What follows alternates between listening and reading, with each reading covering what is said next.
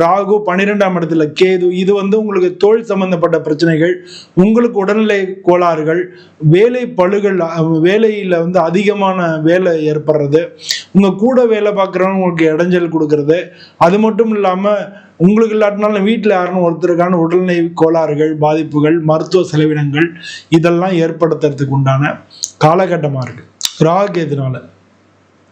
So பொதுவாக உங்களுக்கு பார்த்தோம்னா மாதத்தினுடைய முன்பகுதியை காட்டிலும் பின்பகுதி உங்களுக்கு ரொம்ப நல்ல சிறப்பாகவே இருக்கு.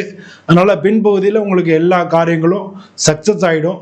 முன்பகுதியில் கொஞ்சம் தடைகளும் காரிய தடைகள் இருக்கு. அது மட்டும் தள்ளி தள்ளி போகிறது, போஸ்ட்போன் ஆகிட்டே வரும்.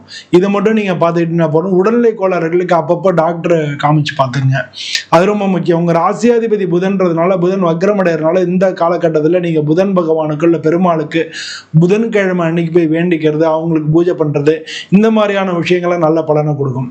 அது மட்டும் இல்லாமல் சனிக்கிழமை அன்னைக்கு கண்டகச்சை நடக்கிறதுனால சனிக்கிழமை அன்னைக்கு நவகிரகங்கள் இருக்கக்கூடிய சனி பகவானுக்கு நீங்கள் விளக்கு போட்டு நவகிரகங்களை சுற்றி வந்தீங்கன்னாலே முக்காவாசி தடைகள் எல்லாம் விலகும்.